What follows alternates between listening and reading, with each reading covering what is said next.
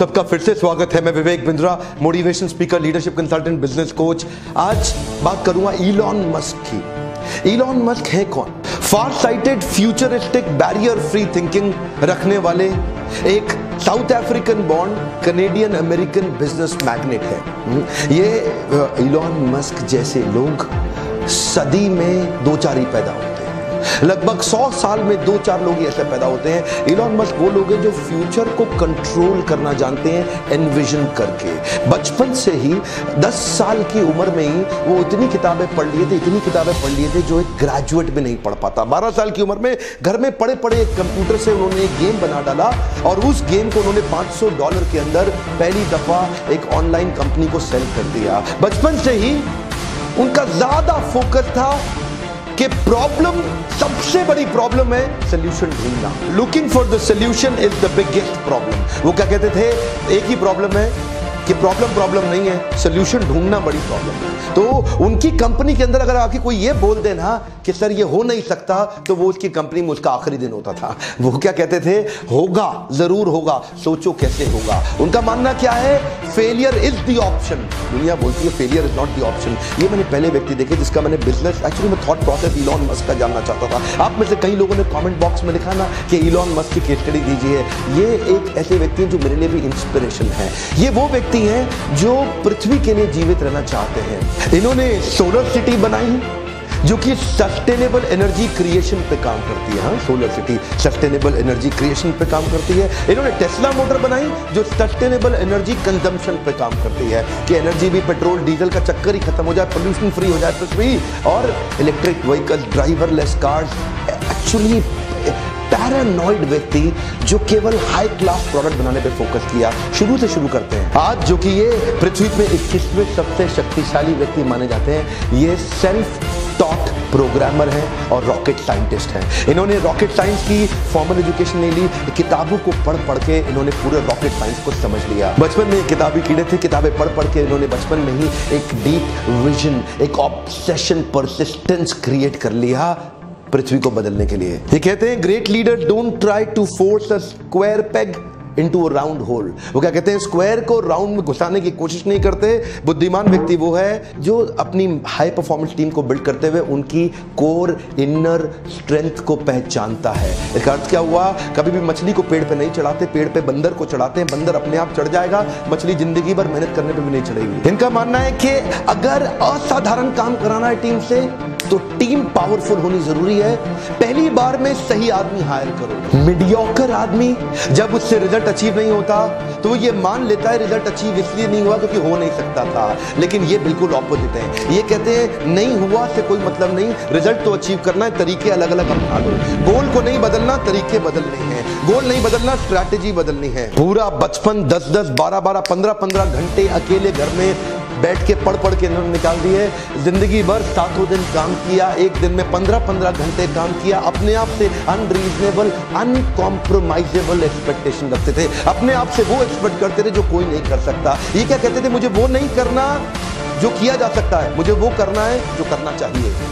ये नहीं बोलते I don't expect to do what is possible, I want to do what is needed to be done। इनकी world class companies की list में Zip2, X.com, PayPal, SpaceX, Tesla, Solar City, Hyperloop, open artificial intelligence, Neuralink, the boring company, जिनमें से SpaceX, Tesla और solar city की चर्चा और hyperloop की चर्चा पूरी दुनिया कर रही है। ये कहते थे मैं मंगल ग्रह पर लोगों को भेजूंगा, मंगल ग्रह पे जीवन चालू कर दूंगा। एक एक करके आता हूं। 95 में अपने भाई किम्बल के साथ मिलकर इन्होंने Zip2 की शुरुआत करी और ये Zip2 में इनको जल्दी ही फंडिंग भी मिल गई। शुरू में अपने पिता के पैसे से किया, बाद में एक्सटर्नल फंडिंग मिली, बोर्ड ऑफ डायरेक्टर्स बढ़ते चले गए और आगे चल के क्योंकि अभी ये यंग थे, इनका एक्सपीरियंस उतना बड़ा था नहीं, तो बोर्ड ऑफ डायरेक्टर्स ने सोचा यार ये आदमी सीईओ बनने के लायक नहीं, उसको सीईओ की पोजीशन से हटा दिया गया। एनीवेज बाद में टेक बबल, आपको पता है सन 2000 से पहले 99 में ये फटने की कगार पे था, तो सारे बोर्ड ऑफ डायरेक्टर्स ने मिलकर सोचा इस कंपनी को बेच देते हैं। कॉम्पैक्ट को वो कंपनी बेच दी गई,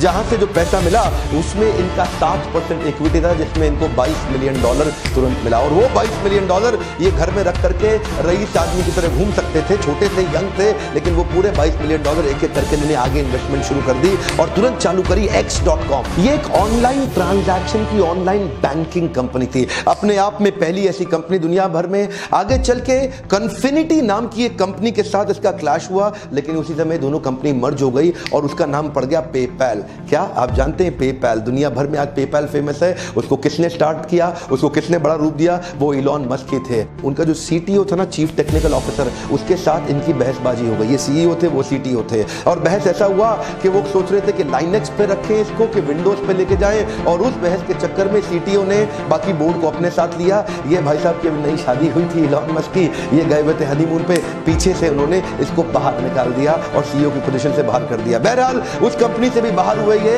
लेकिन तब बाहर होते वक्त इनका शेयर बहुत बड़ा हो चुका था। $165 मिलियन लेके बाहर निकले तो रुके नहीं। अब क्या सोचे? मुझे लगता है कि मंगल ग्रह पे जीवन होना चाहिए। ये सोचे मंगल ग्रह पे पेड़ पौधे उगाऊंगा, उसके बाद लोगों को बसाऊंगा, पूरा जीवन बसाऊंगा। ये रशिया गए। रशिया जाके उन्होंने बोला कि कुछ ऐसे रॉकेट का अरेंजमेंट किया जाए कि जिससे मैं मंगल ग्रह जा सकूं। उन्होंने इनको प्रपोजल दिया कि $8 मिलियन लगेगा। अब ये सोचने लगे यार $8 मिलियन तो बहुत ज्यादा है। ये रशिया में काफी नेगोशिएट करने की कोशिश जब की तो उनके प्रोजेक्ट को रिजेक्ट कर दिया गया। ये वापस आ गए। वापस आके सोचे क्यों ना मैं ये कंपनी खुद ही बना लूं, तो पढ़ने लग गए। अपने आप पढ़ के इन्होंने अपने आप उसी समय स्पेसएक्स कंपनी फाउंड करी। जिस प्रकार हेनरी फोर्ड ने commercially viable automobile industry create करी, उससे पहले गाड़ियां बड़ी महंगी बनती थी। हेनरी फोर्ड ने उसको कमर्शियली वायबल बनाने के लिए बड़ा एक असेंबली लाइन बना दिया। बोले जैसे हेनरी फोर्ड ने तो कमर्शियली वायबल किया, तो मैं स्पेस ट्रैवल को कमर्शियली वायबल क्यों नहीं कर सकता? $8 मिलियन तो बहुत ज्यादा है एक रॉकेट का। तो ये सोचने लगे कुछ ऐसा किया जाए कि रीयूजेबल रॉकेट तैयार किए जाए।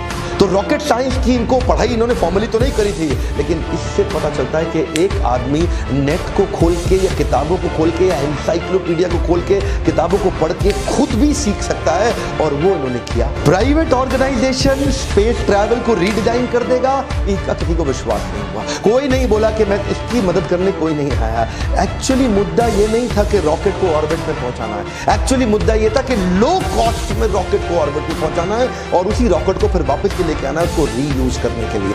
और वहीं जब इन्होंने पहला लॉन्च किया, इनके इंजन में आग लग गई, और वो अर्ली आग लगी, वहां से इनको बहुत बड़ा नुकसान हुआ। अच्छा, दूसरी बार फिर ट्राई किया। दूसरी बार इनका जो रॉकेट था वो स्पेस में गया, लेकिन ऑर्बिट में नहीं पहुंचा, फिर ऑफ रूट हो गया, और तीसरी बार स्पेस में जाते ही ऑफ रूट हो गया। 3 बार में इनका इतना नुकसान हुआ, जितना भी पैसा इनको मिला था पीछे जो इनको मिला था ना, पेपैल से जब पैसा आया था, इनको बाहर निकाला गया था, तो वो सारा पैसा इन्होंने डाल दिया, लेकिन तीनों बार में पैसा खत्म हो गया। फंडिंग एजेंसी से खत्म हो गया, नासा से कॉन्ट्रैक्ट मिला, वो पैसा भी गया। अब इन्वेस्टर बोले अब कुछ नहीं बचा, अब तू कंपनी खत्म। लेकिन ये बोले एक ट्राई और करूंगा, एक ट्राई और करूंगा। क्या क्रेजी आदमी थे। He made a crazy announcement कि चौथा लॉन्च थोड़े ही महीनों में करने वाला हूं। एक्चुअली इस इंडस्ट्री में इतने छोटे छोटे गैप पे कोई लॉन्च नहीं करता, पर ये छोटी उम्र के अंदर ही बड़े इनका रिस्क एपेटाइट बहुत बड़ा था, और अपना सब कुछ दांव पे लगाने को तैयार थे। अपना घर मकान बेच के किराए पे शिफ्ट हो गए, सबके कर्जे लेकर के आखिरी बार ट्राई किया, और इस बार न केवल सफल हुए बल्कि $1.5 बिलियन का नासा से एक प्रोजेक्ट भी ले लिया,